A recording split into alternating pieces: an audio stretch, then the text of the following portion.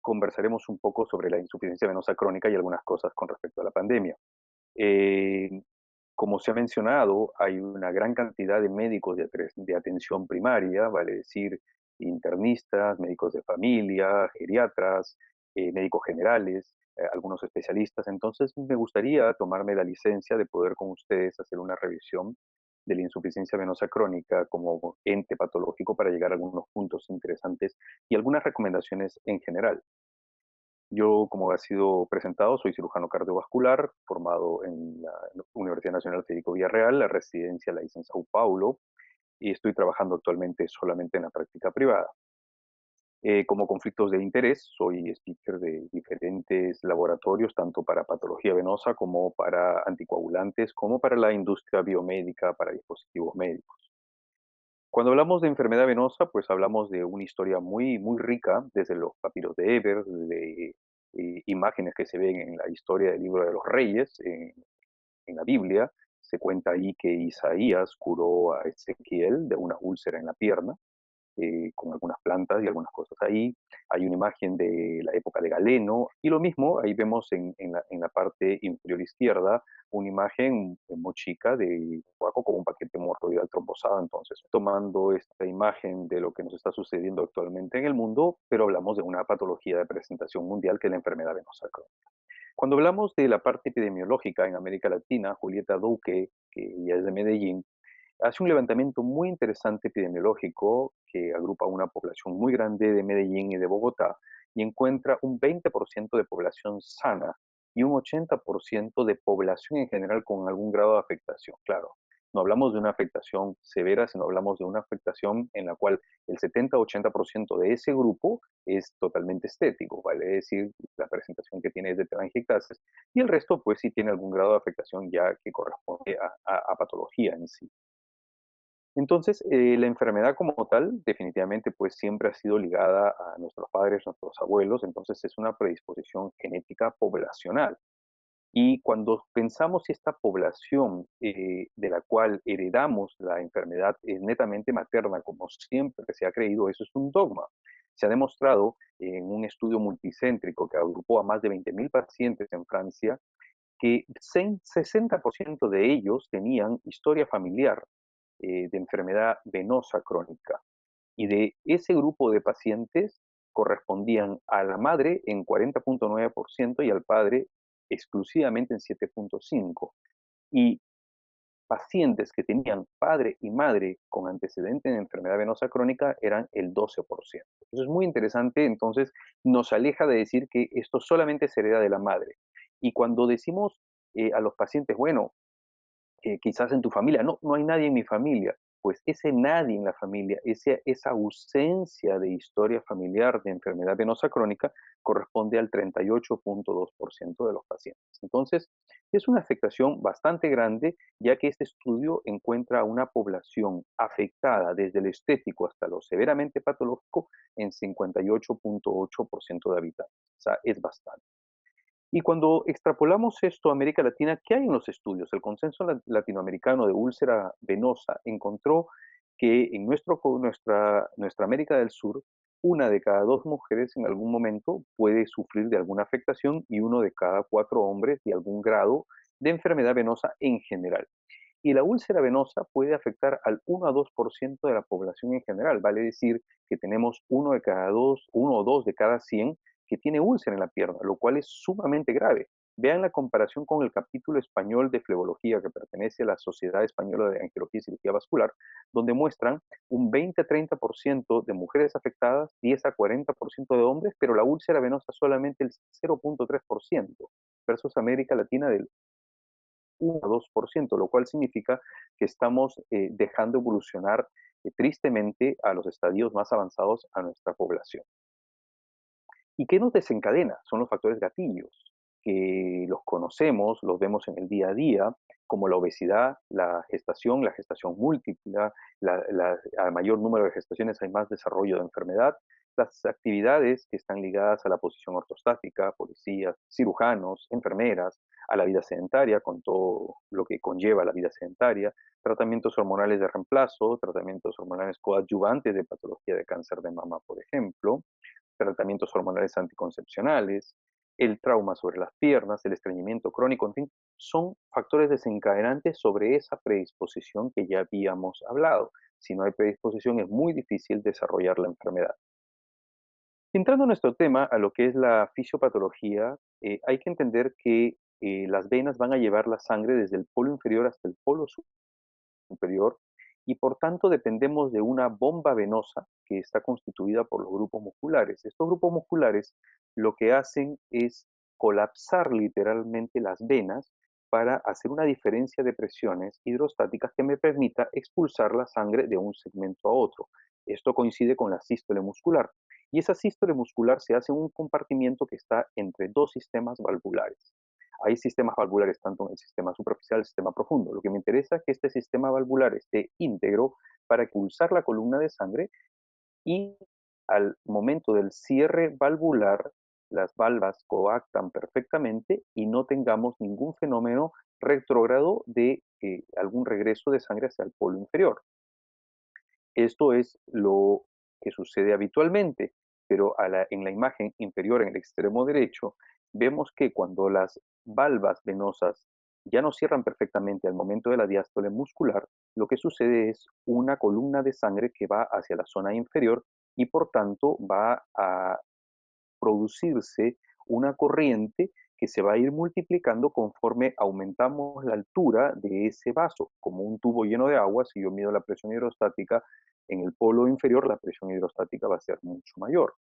Esa presión hidrostática que se transmite hacia la zona inferior se traduce en un cuadro de hipertensión venosa que sobrepasa todos los límites normales y esa hipertensión venosa se va a reflejar tanto en un sector macrocirculatorio como en un sector microcirculatorio. Y en el microcirculatorio, que es lo que está de moda actualmente con todos los estudios de enfermedad venosa, recordando la ley de Starling, tenemos una presión hidrostática en el extremo capilar, que es de 30 milímetros de mercurio, versus una presión hidrostática en el polo venoso capilar de 10 milímetros de mercurio. Y dentro una presión constante, que es la presión oncótica del plasma, por las macromoléculas, por las proteínas, que es 28 milímetros de mercurio. En el intersticio tenemos una presión de líquido intersticial que es negativa de -3 y una presión oncótica de 8 milímetros de mercurio. Si sumamos los vectores, vamos a encontrar 41 menos 28 es una presión efectiva de filtración en el polo arteriolar. En el polo venular vamos a encontrar una diferencia de 21 menos 28 y una presión negativa que va a conseguir por la presión oncótica reabsorción en el extremo venoso. Entonces tenemos filtración y reabsorción en los dos polos, pero no se reabsorbe el 100% en condiciones fisiológicas normales. Se reabsorbe alrededor del 90 o poco más, poco menos por ciento, algunos hablan del 95%. ¿Y qué sucede con ese líquido intersticial remanente? Pues echa mano del componente del capilar linfático. Entonces, eso es importante para entender la evolución de un paciente con enfermedad venosa crónica, porque cuando hablamos de enfermedad venosa crónica hablamos de un todo en general, y cuando hablamos de insuficiencia venosa crónica hablamos del momento en que este líquido intersticial que pasa por los linfáticos ya no consigue ser soportado por los linfáticos normales que tiene ese paciente. Y empieza a haber un remanente en este espacio que es el intersticio y el paciente empieza a cursar con edema. Ese momento es en el cual pasamos de enfermedad venosa crónica a insuficiencia venosa crónica. La insuficiencia venosa crónica se caracteriza por lo que tenemos desde el edema hacia adelante, porque ya hemos sobrepasado la capacidad de reabsorción y la capacidad de nuestra circulación linfática. A nivel microcirculatorio también vemos que las valvas coactan perfectamente, pero cuando hay distensión, las valvas no consiguen coactar perfectamente y empieza a haber una alteración a nivel microcirculatorio que es el shear stress, que va a producir toda una cascada de inflamación. Veámoslo aquí.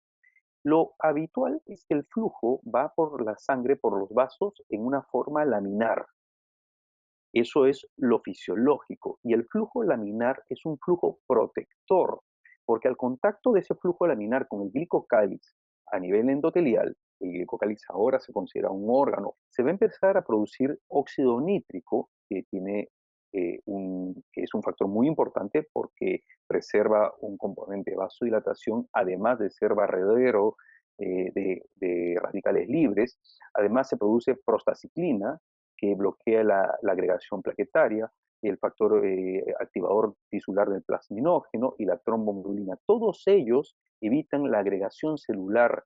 Entonces tenemos un factor protector pro supervivencia. Y a nivel de la camada media, donde está la camada muscular, se producen algunos factores de crecimiento tisular y también producción de óxido nítrico. Eso es lo fisiológico. Esta imagen es de New England Journal of Medicine. En la parte inferior, ¿qué sucede cuando hay un flujo turbulento? Hay zonas donde hay flujo rápido y zonas de flujo lento. El problema no son las zonas de flujo rápido, el problema son las zonas de flujo lento, contrario a lo que uno pudiese pensar. Y ahí es donde se da el problema del shear stress. El shear stress es como una suerte de efecto cizalla, no tiene una traducción fidedigna en el español, pero el efecto cizalla es que esa corriente de bajo flujo va a iniciar un desorden a nivel del glicocáliz y las células endoteliales, produciendo principalmente dos moléculas inicialmente. Una de ellas, que es la proteína monocítica celular quimiotáctica tipo 1, y la molécula vascular de adhesión eh, molecular tipo 1 que tienen un efecto protrombótico, vale decir, y proagregante. Se empiezan a adherir al endotelio los leucocitos y esto produce una suerte de fenómeno de desorden a nivel de la camada íntima y de la camada media, un desorden muscular que va a producir un fenómeno inflamatorio a nivel de una serie de endotelinas, angiotensinas, factores de crecimiento de tisulares endoteliales que promueven la apoptosis, que es la muerte programada celular con toda la destrucción de la pared. Entonces, cuando hablamos de un paciente con insuficiencia venosa, hablamos de un fenómeno macro y un fenómeno microcirculatorio con una afectación también que es muy importante. En este esquema, lo que vamos a encontrar es que cuando los espacios endoteliales se separan justamente por este fenómeno, además de la filtración de plasma, hay filtración de células. Las células pueden salir, pero no pueden regresar. El glóbulo rojo cuando sale estalla, porque en el intersticio la célula tiene que estallar. El fierro que escapa de la hemoglobina se va a depositar en hemosiderina. Entonces, cuando recordamos a los pacientes que nos visitan en la consulta, vemos que los tobillos se van oscureciendo con el paso del tiempo, justamente por el depósito de hemosiderina. Hay otra vía también por la melanina, pero la principal es la hemosiderina por la cual hay un oscurecimiento de los tobillos.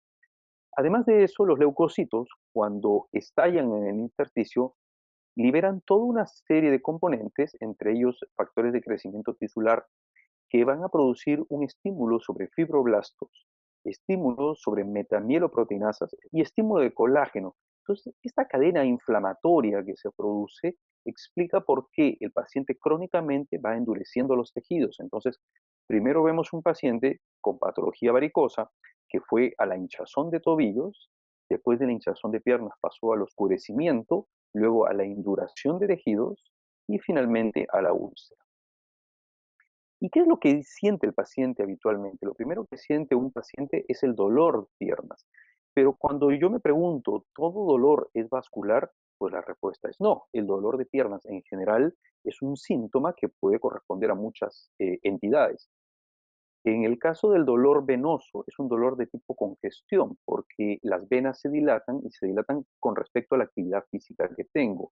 Entonces, lo habitual es que el paciente se siente muy bien temprano, pero conforme va haciendo las actividades del día a día, va sintiendo el dolor, la pesadez, los hincones, el hormigueo, la quemazón que se incrementan hacia el final del día y que calman con el reposo, con el descanso de piernas en alto, con el ejercicio o con los cambios de temperatura. Vale decir, si yo favorezco la vasodilatación, como en el calor del verano, o con baños de agua caliente cuando tengo el dolor de piernas, al final del día tengo más dolor. Si cambio la temperatura por agua fría al final del día, cuando tomo una ducha y tengo dolor de piernas por componente venoso, la vasoconstricción va a hacer que me sienta mejor. Y eso a diferencia del famoso síndrome de mirador de ventanas que corresponde a la claudicación intermitente. La claudicación intermitente es justamente por falta de entrega de oxígeno de la patología arterial. El síntoma arterial por excelencia es la claudicación. Es el paciente que camina una cantidad determinada y duele. Tiene que parar, tiene que volver a oxigenar, es el equivalente de una angina estable y vuelve a caminar otra vez y vuelve a tener el mismo problema. Y esto se va incrementando conforme pasa el tiempo, el dolor, y va produciéndose el dolor a menores distancias. Lo mismo por la vasoconstricción propia del frío hace que en invierno el paciente pase peor. Esto es debido a la diferencia de camada de ambos componentes. El componente venoso tiene una camada media muy delgada, además de las válvulas venosas, y el componente arterial, la circulación arterial, tiene una densa camada de fibras musculares que consiguen una permanencia constante del arterial. A diferencia del componente venoso que se dilata y por eso todos los síntomas son de congestión, el componente arterial es constante y al contrario, la patología se va produciendo en la medida que ese componente vaya obstruyendo la luz por depósito de grasas y que vayan calcificando o haciendo un fenómeno trombogénico secundario. Ahora, en el componente ortopédico muscular siempre vamos a encontrar una desalineación a nivel de rodilla, de cadera, de espalda, de columna, de pisada, y donde los síntomas siempre se desencadenan por un fenómeno de demanda, que hay ejercicio, que hay subir escaleras, pero siempre es un grupo muscular o una articulación donde el paciente siempre se está quejando. Ahora, cuando hay pacientes que tienen síntomas neuropáticos, recordemos la distribución de las metámeras, de los dermatomas, y vamos a entender por qué el paciente neuropático se diferencia del vascular, porque generalmente es un dolor que no tiene horario, que corresponde a una metámera, es un segmento determinado, y que si vemos el plano anatómico, vamos a ver a dónde corresponde el E4, el E5, el E1 y podemos entender por qué muchas veces el paciente dice, me duele la planta del pie, pero también el piramidal. Entonces es importante que distingamos ahí más o menos de dónde viene el dolor con las preguntas de la anamnesis para entender qué es lo que está pasando el paciente. Eso no quita que un paciente venoso pueda además tener un tema neuropático y un tema arterial secundario también. Entonces, esto es importante para saber orientar al paciente y saber pedir mis exámenes. Cuanto a los signos de mi paciente, ya vemos que tiene dolor, pesadez, cansancio, sensación de hinchazón, hormigueo. Me voy a guiar por la clasificación SEAP, que es una clasificación que partió en el año 94 y que ha sufrido varias revisiones, siendo la última del año 2019.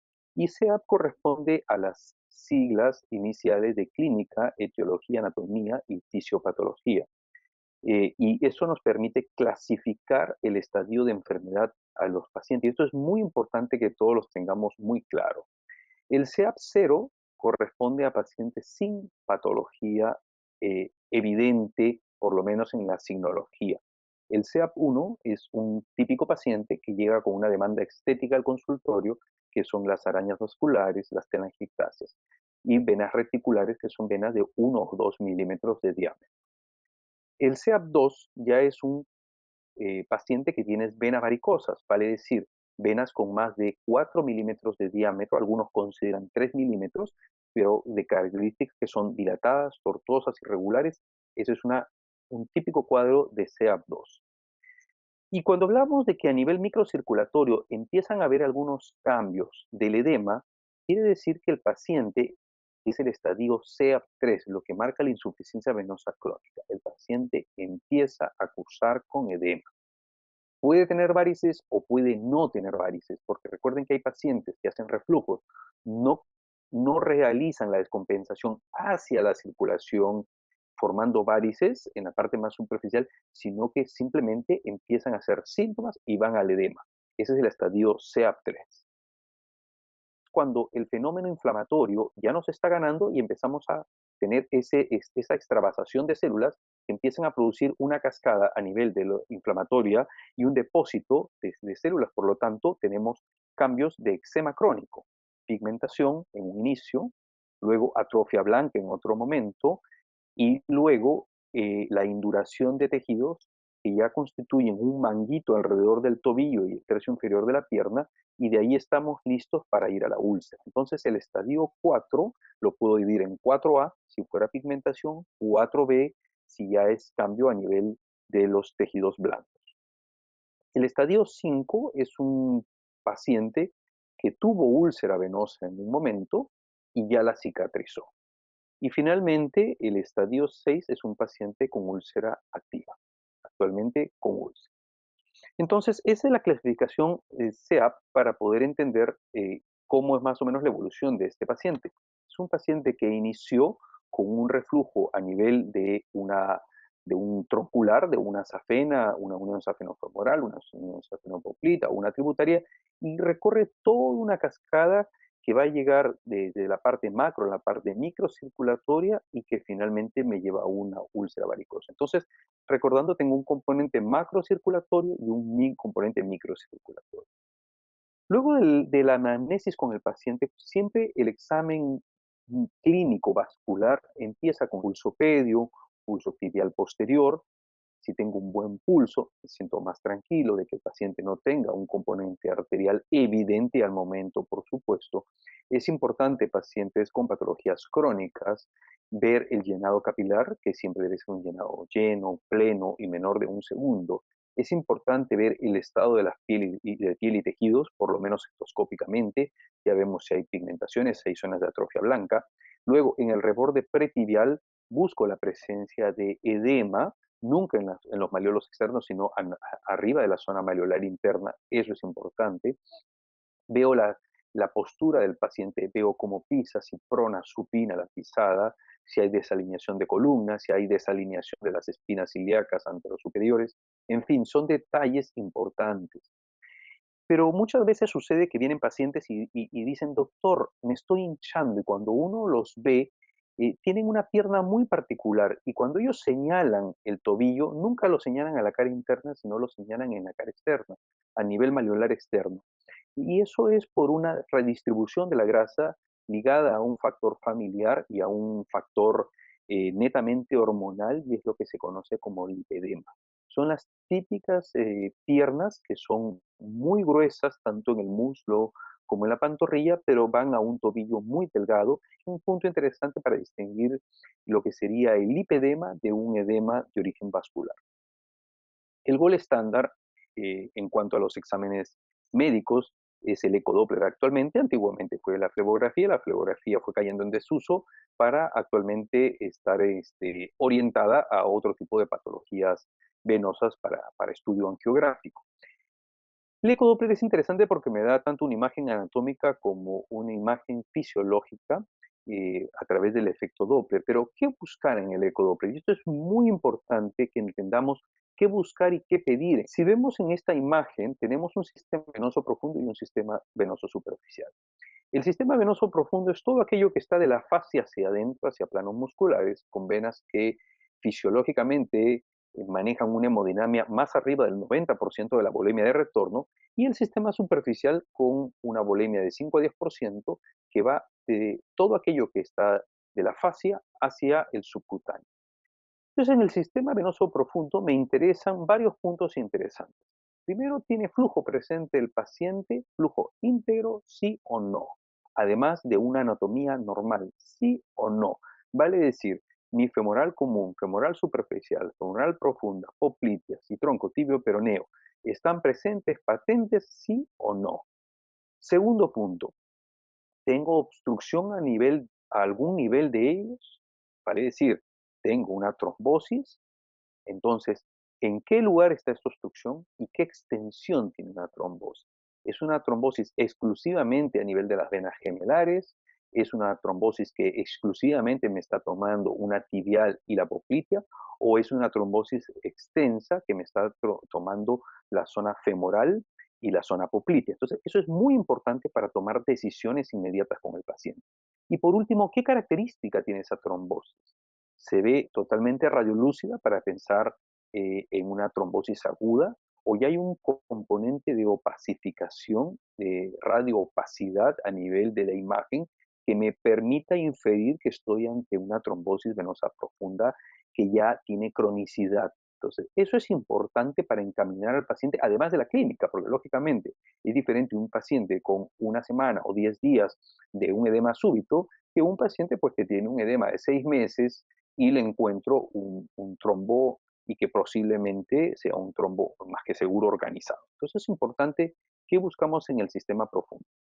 Ahora, en el sistema superficial, la configuración normal tanto de la safena mayor, que va del malleolo interno hasta la región inguinal, como de la safena menor, que va del malleolo externo. Entonces me interesa primero, ¿están patentes o no? Segundo, ¿hay reflujo a nivel de la unión safeno-femoral y de la safena mayor? ¿Hay reflujo a nivel de la unión safeno-poplite y la safena menor? ¿Sí o no?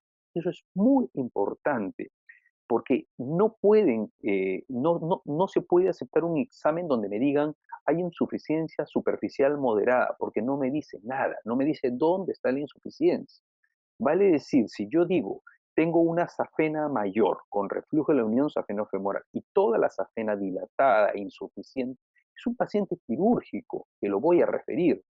Pero un paciente que tiene síntomas venosos, que tiene las afenas que están sanas, es un paciente que lo voy a tratar desde el lado médico totalmente. Entonces ahí se marca una diferencia. Otro punto importante, un paciente que viene con úlcera en la pierna o con cambios tróficos, es importante, además de las afenas, saber si tiene reflujo a nivel de perforantes. Y por último, saber si hay algún sector trombosado en las troncales de esa afena, ver si hay una tromboflebitis superficial. Entonces, todo eso es importante para encaminar un paciente para saber si debo referirlo o todavía no. Entonces, cuando hablamos de un trombo, este trombo puede estar aquí sobre la valva, que tiene una superficie cóncava en el sistema profundo.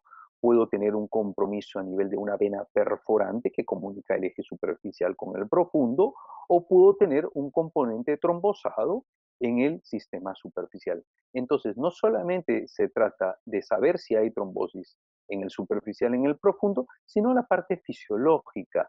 Está patente, hay insuficiencia, está patente, hay insuficiencia. Eso me permite encaminar a mi paciente. Bueno, ¿qué cambios estamos viviendo ahora durante la pandemia? Pues son muchísimos. Estamos viviendo muchos vicios que estamos acentuando como trastornos alimentarios que nos están llevando a un aumento de peso, estamos aumentando el consumo de alcohol, estamos con cuadros de constipación, se nos acentúa más el cambio alimentario, aumentamos más grasas saturadas, grasas trans, mayor cantidad de sal, poca actividad física, mayor estrés y se perpetúa el ciclo. Por tanto, estamos viviendo varias particularidades durante el encierro y los pacientes se están comunicando, comentando, están con más edema de piernas, algunos han tenido sangrados, particularmente ayer recibí el llamado de un ginecólogo que trabajamos juntos hace unos años en el hospital, que está cursando con una úlcera y además de la úlcera tenía un sangrado, bueno, parte del encierro y de la pandemia que estamos viviendo. Entonces, en consecuencia, aumenta el edema, este edema echa mano de los linfáticos y se produce un flebolinfedema, se están acentuando la sintomatología de los pacientes, están complicando los pacientes y están desarrollando rápidamente la enfermedad venosa. Entonces, cuando vemos el enfoque de nuestro paciente, el enfoque tiene varios ítems importantes. Definitivamente el primero es el que nos corresponde como educadores en salud, el que nos corresponde de cambiar las conductas del paciente, los factores que puedo cambiar, medidas higiénico-dietéticas, más que claro, una dieta rica en fibra para evitar el estreñimiento, baja cantidad de alimentos ultraprocesados, baja cantidad de sal, obviamente menor consumo de alcohol. El cigarro está de más comentarlo, que tiene un efecto tropogénico muy, muy claro. Ejercicios de alivio que el paciente puede hacer en casa. Tengo después los tratamientos medicamentosos y la contención elástica. Son diferentes medidas que puedo tomar de factores modificables.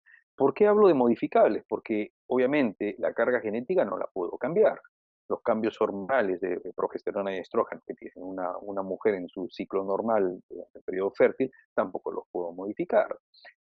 Tampoco debería modificar un tratamiento coadyuvante por cáncer de mama, de la misma manera de que hay que evaluar qué tanto conviene suspender un método anticoncepcional. En fin, son detalles no modificables. No puedo modificar los embarazos que ya que tuvo la paciente o el trauma que tuvo la paciente o la trombosis que tuvo el paciente. Entonces, tenemos ahí varias cosas.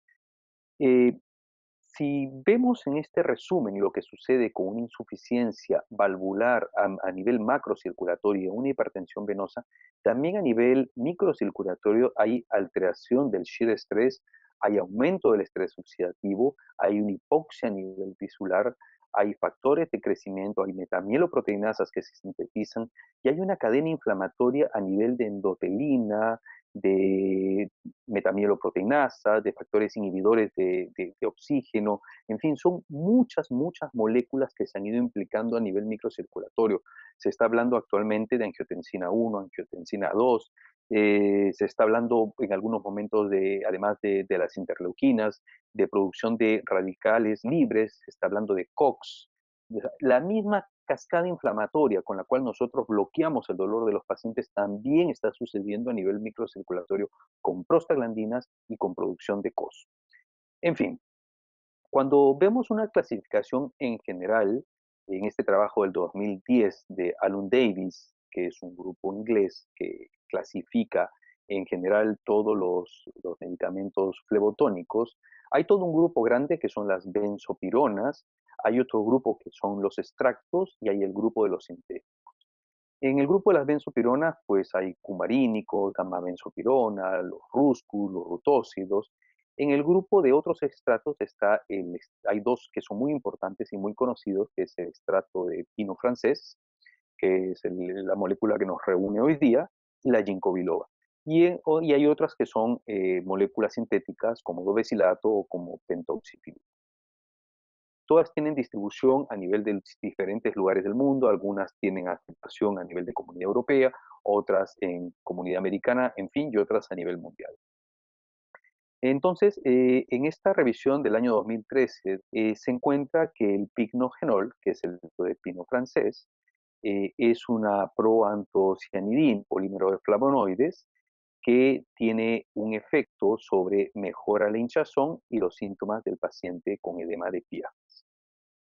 Cuando vemos la guía europea, que fue publicada en el año 2015, divide las recomendaciones en grado 1, con evidencia fuerte, grado 2A, con una evidencia mayormente de grupos a favor de un tratamiento. Esa es la clase de recomendación, y el grado 3 es cuando no se recomienda. El nivel de evidencia puede ser A, B o C. A, cuando hay estudios randomizados, hay metaanálisis; B, cuando hay un único estudio randomizado; y grupo C, cuando simplemente es opinión de experto. Entonces es interesante para ver qué sucede en las guías con respecto al uso de los venotónicos. En la guía europea, que fue publicada justamente en el año 2015, encontramos algunas cosas muy interesantes. La recomendación 34 dice que las drogas venoactivas deben ser consideradas para el tratamiento del edema y del dolor causado por la enfermedad venosa, y el grado de recomendación es nivel de evidencia A. Esto significa que hay una opinión favorable de expertos, 2A, y el nivel A significa que hay estudios randomizados y metaanálisis también. A nivel de esta recomendación es muy interesante, y quiero agregar algunas cosas interesantes, porque a nivel de drogas venoactivas también se ha estudiado el efecto de las drogas venoactivas como coadyuvante de la úlcera. Y si bien es cierto, hay alguna recomendación en la evidencia actual, también nos indica que las drogas venoactivas estarían jugando también en el fenómeno inflamatorio que tiene el paciente con úlcera venosa. ¿Okay? Entonces, eso no tiene un grado de evidencia científica actualmente fuerte, pero sí se considera un coadyuvante. Veamos algunos estudios con respecto al efecto del pignogenol en la enfermedad venosa crónica. Este estudio tiene dos fases de estudio, vale decir, la primera, que es un doble ciego, y la segunda, que es un estudio abierto. Eh, en ambos se agrupan 20 pacientes, usan medicación por 2 meses y miden varias variables, entre ellas la parte sintomática en un score sintomático ambulatorio, la pesadez, el dolor. Se mide también el edema, se mide la presión venosa ambulatorial y la tolerancia que tienen las constantes bioquímicas al inicio y al final del estudio. Entonces, vemos aquí algunos detalles interesantes con respecto, por ejemplo, a la pesadez de pierna al día 0, 30 y 60, y al edema, el edema al día 0, 30 y 60. La primera columna corresponde al grupo que recibió pignogenol, la columna al grupo placebo y la tercera columna el estudio abierto, donde el paciente ya sabe que está tomando la droga. Entonces vemos del día 30 para el 60 una disminución sensible estadísticamente significativa en la reducción del edema, perdón, de la reducción del síntoma, del dolor y pesadez de piernas. Y con respecto al edema, también para el día 30 una reducción significativa en ambos grupos que recibieron medicación en la reducción del edema, con tolerancia bastante adecuada del medicamento sin efectos mayormente secundarios. Entonces, en este estudio doble ciego se demuestra que para el primer y segundo mes de medicación hay una reducción sensible tanto en el edema como en el síntoma pesadez de pierna. Si vemos acá de izquierda a derecha, en primer lugar, pierna derecha, pierna izquierda en el grupo placebo y pierna derecha, pierna izquierda en el grupo pignogenol, no hubo diferencia al final del estudio en el edema, se mantuvo prácticamente similar, sin diferencia estadística. En cambio, el grupo pignogenol tuvo una diferencia sensibilidad estadística, menor de 0.05, tanto en ambos miembros inferiores para la reducción del edema. Y cuanto a las constantes sanguíneas que se midieron, glucosa, transaminasas, en fin, conteo de glóbulos rojos, hemoglobina, todas las constantes, no hubo ningún problema ni al inicio ni al final del estudio. Entonces, las conclusiones de este estudio es que hubo reducción del edema en el grupo que recibió medicación, hubo reducción del síntoma de la presión de piernas, hubo reducción a nivel de presiones venosas que fueron medidas y no hubo cambios a nivel de las constantes séricas bioquímicas. ¿Cuál fue el mecanismo de acción? El mecanismo de acción fue una estabilización a nivel de la membrana endotelial, a nivel endotelial, subendotelial, y como barredero de radicales libres. Es un punto interesante porque realmente son pocos medicamentos los que han tenido estudios de demostración de que puedan ser barrederos de radicales libres, porque hay diferentes mecanismos de acción de cada medicamento. Este segundo estudio es un estudio también que mide síntomas y signos de la insuficiencia venosa crónica y a nivel microangiopático, un estudio prospectivo controlado. Entonces se randomizaron 98 pacientes a en tres grupos de estudio. Se les para evaluar el edema, evaluar la presión ambulatoria venosa, el tiempo de llenado venoso y la presión parcial de oxígeno por 8 semanas. Y esto es interesante porque cuando se mide el reflujo en reposo, se usa un sistema de medición de presión venosa ambulatorial. Cuando se mide el edema, el rate of ankle swelling, se usa un sistema de láser Doppler, que es la reducción a nivel de filtración, y una escala análoga para el efecto de sintomático. Entonces, los estudios son bastante completos.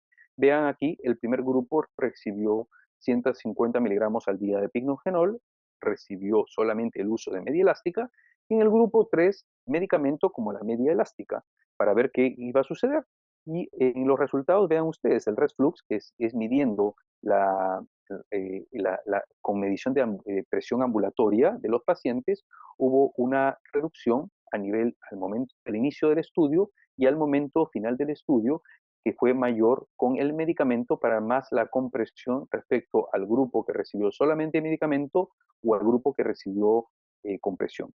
Del mismo modo, la presión parcial de oxígeno, la presión transcutánea de oxígeno, también hubo beneficio a nivel del rate of ankle swelling, que se mide por justamente a nivel del láser Doppler.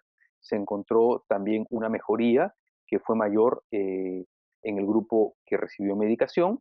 En la escala analógica de sintomática hubo mejoría en ambos grupos que recibieron medicación. A nivel de los estudios de el Severity Score, el Clinical Severity Score y el Disability Score, que son índices homologados para patología venosa, hubo en ambos grupos que recibieron medicación un beneficio sintomático. Entonces, el grupo que tuvo mayor beneficio con significancia estadística fue el grupo 3, que recibió media elástica y medicación. Y en segundo lugar, el grupo que recibió solamente medicación.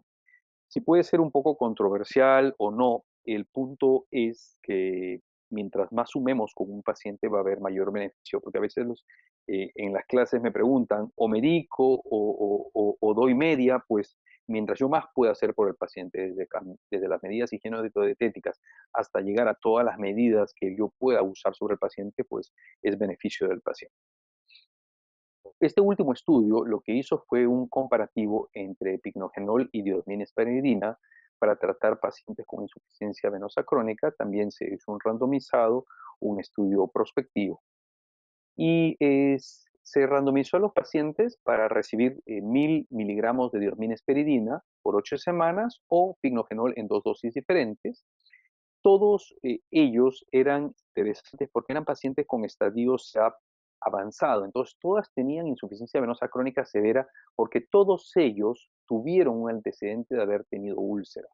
Entonces se les midió por dos de los métodos que habíamos tenido antes, invasivos, que uno era la medición ambulatoria de presión, otro por el láser Doppler para medición de la filtración capilar a nivel microcirculatorio, pero también se midió el edema por pletismografía para ver el rellenado después del ejercicio.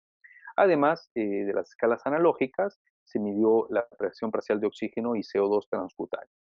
Es interesante algunas cosas que se encontraron. Vean, primera cosa que me llamó la atención, la proporción de hombres versus a mujeres en los tres grupos fue mayor la de hombres que de mujeres.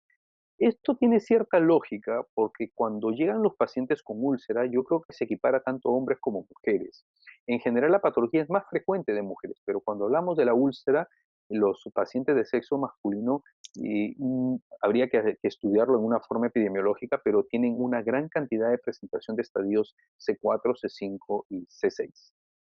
El número de pacientes fue 24 para 24 y 20, fueron los 44 pacientes que recibieron medicación de picnogenol y 42 los que recibieron diosminesperidina.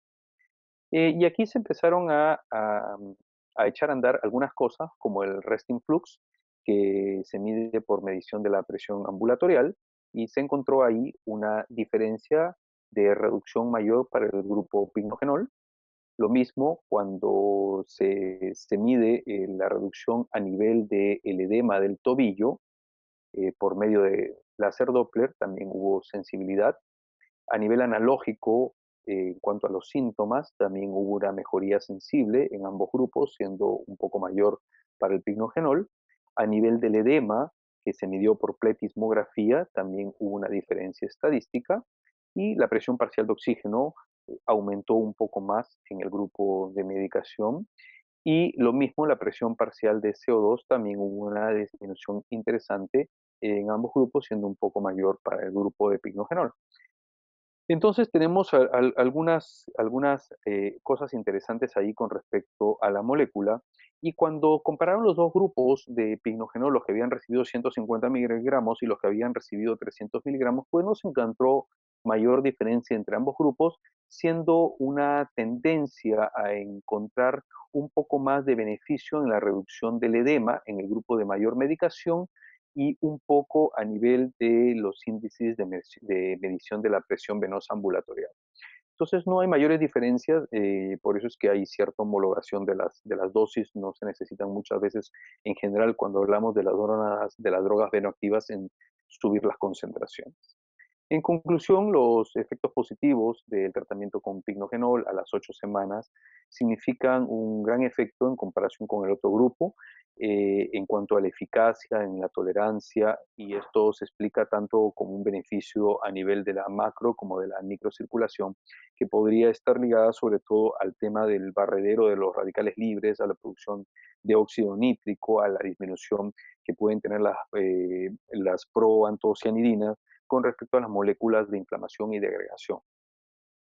En la guía del año pasado, del anteaño pasado, del 2018, la nueva guía europea que fue publicada, nos muestra una evidencia interesante respecto a varios temas, no solamente quirúrgicos, clínicos, exámenes auxiliares, sino también hace una revisión de todas las drogas venoactivas y concluye el estudio que hay un efecto de todas las drogas venoactivas, tanto a macro como en microcirculación, que mejora el tono venoso, que hay un efecto antiinflamatorio tanto en la pared como en las valvas venosas. Recordemos que las valvas venosas también tienen un efecto de endotelial, como si fuera una pared venosa. Y menciona acá sobre el extracto de pino francés, eh, y nos menciona que hay un efecto sobre radicales libres y sobre el efecto de la cascada del estrés oxidativo. Eso está con referencia en, en varias recomendaciones que hay ahí en la guía que la he revisado completamente. Sobre otro punto de las drogas venoactivas, en las conclusiones, también hay una reducción de la molécula vascular de adhesión celular quimiotáctica, algunos la conocen como ICAM1, otros como BECAM1, y menciona ahí que el extracto de pino francés también está con referencia bibliográfica, tanto para la expresión de este gen, como a nivel de estudios de laboratorio con linfocitos T y queratinocitos. Además, las drogas venoactivas producen una reducción en general de los síntomas de dolor y de congestión. Y aquí se menciona que el extracto de pino francés también ha mostrado contra los síntomas de dolor, pesadez, cansancio, hinchazón y el mismo edema con estudios con significancia estadística. Nos muestra aquí que los estudios han sido para dolor, para pesadez y para hinchazón. Entonces, en general, otras medidas que podemos recurrir con nuestros pacientes es la elastocompresión. La elastocompresión puede ser por un vendaje. El vendaje tiene que hacerse desde la parte más inferior, desde el empeine hasta debajo de la rodilla.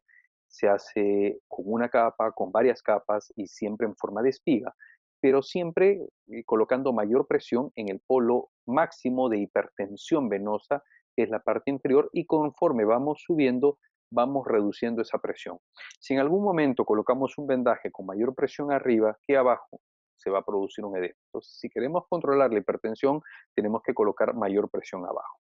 El- la contención elástica también se puede dar por una media, que puede ser como en la derecha, 3/4 o una 7/8. Hay medias antiembólicas para pacientes hospitalizados, que es muy similar a esta de aquí, o medias de diferentes presiones para el término ambulatorio. Pero, ¿qué nos dice la evidencia científica con respecto a esto? La guía europea, en la recomendación número 25, dice los vendajes elásticos y el ejercicio están recomendados como una forma inicial de promover el cierre de la úlcera en pacientes con úlcera venosa. El grado de recomendación es 1A, es bastante alto. El uso de medias de presiones mayores a 40 a nivel del tobillo pueden ser consideradas para el tratamiento inicial del cierre de la úlcera. El grado de recomendación es 2A con B. Entonces también es una medida interesante. Em, en cuanto a otras modalidades que también podemos pensar para nuestros pacientes, como los masajes o como los sistemas de compresión neumática intermitente, en la recomendación 28 de la Guía Europea dice que la compresión neumática intermitente está recomendada para mejorar los síntomas y aliviar a los pacientes con enfermedad venosa crónica, sobre todo en estadios avanzados C3, C6, cuando los otros métodos han fallado. El grado de recomendación es 1A. En cambio, la recomendación 29 dice que la compresión neumática intermitente debe ser considerada en pacientes con úlcera venosa después de 6 meses que han fallado los tratamientos. Es una recomendación 2AB. También sirve pensando en pacientes que han fracasado los tratamientos. Ahora, en cuanto a los masajes de piernas, el masaje de piernas debe ser considerado como una terapia coadyuvante para reducir el edema en pacientes venosos crónicos. El grado de recomendación es 2B con nivel de evidencia C. Esto es un poco sesgado, creo yo, porque se refiere a los masajes. No hablan del drenaje linfático, sino hablan de masaje como tal, y el grado de evidencia es bajo. Ya cuando en la otra parte sí consideran altísima recomendación para el tema de los linfáticos. Entonces, algunos riesgos vasculares que estamos viendo en nuestros pacientes ahora en la pandemia es que con menor actividad física aumente el edema. Al aumentar el edema, los pacientes están aumentando la sintomatología y la signología a nivel del edema, están aumentando la patología varicosa, la cantidad de varices, están evolucionando más rápido, estadios más avanzados. algunos están presentando flebitis, flebotrombosis, trombosis, sangrados, algunos están presentando infecciones eh, de tipo celulitis y esto obviamente nos aumenta el riesgo de lo más temido que es la trombosis venosa profunda. Recordemos, puede ser trombosis superficial o puede ser una trombosis venosa profunda, tanto que se produce en las válvulas, que aquí el riesgo es mayor por la comunicación directa hacia el corazón derecho y por tanto el riesgo de embolia pulmonar. Siempre es recomendable algunos ejercicios que le damos a nuestros pacientes, siempre los ejercicios de puntillas de pies, pedirle a los pacientes que cada hora o cada 2 horas puedan hacer unas puntillas de pies, aumentan el efecto de la bomba plantar y la bomba a nivel de la pantorrilla, que me favorecen el retorno venoso. De la misma manera, los ejercicios al estar sentado, de hacer, levantar el pie, el empeine, puede ser en esta posición y en sentido contrario también, y hacer una suerte de pataditas, de estirar las piernas también nos ayuda muchísimo. Y antes de dormir, siempre la recomendación a los pacientes, de algunas son unos ejercicios de flexión, que de paso sirven para estirar un poco la columna lumbar y colocar las piernas en alto para hacer unas rotaciones hacia afuera, hacia adentro, arriba abajo, tipo bicicleta. Todo eso nos toma 2 minutos y pues ayuda a que nuestros pacientes podamos orientarlos para que se sientan un poquito mejor. Entonces, de todos estos cambios es importante orientar a nuestros pacientes a planificar su día, que sepan qué hacer y entre esos aprendan que pueden hacer ejercicio horario. A ver, qué difícil es tener una trotadora, una bicicleta en casa, un gimnasio, pero basta con caminar dentro de casa, basta con caminar dentro del departamento, porque la recomendación de la Organización Mundial de la Salud es 150 minutos semanales de ejercicio moderado, 75 intensos. Si le decimos a un paciente que haga 150 minutos de ejercicio moderado semanal, lo dividimos entre 6, nos va a dar 25 minutos diarios, de lunes a sábado, 12 minutos y medio en la mañana, 12 minutos y medio en la tarde de caminar alrededor de casa. Yo creo que con un poquito de música se puede hacer tranquilamente y eso ayuda a preservar la salud y la musculatura de nuestros pacientes y las bombas venosas también. Posturas de alivio, como hemos mostrado algunos ejercicios ahí, pedirles unos cambios en alimentación, disminuir la cantidad de grasas trans, alimentos ultraprocesados, altos en contenido de azúcar, altos en contenido de sal, limitar el consumo de alcohol, eso no vale para nosotros, va para nuestros pacientes nada más, y algunos ejercicios de control del estrés, un poco de meditación, en fin, alguna ayuda con los pacientes, además de todo lo que hemos conversado, y ayudarlos a dormir también es importante. Este es el mensaje que yo quería darles a ustedes. Quiero agradecerles por su atención. Un gran placer tenerlos aquí y compartir con ustedes.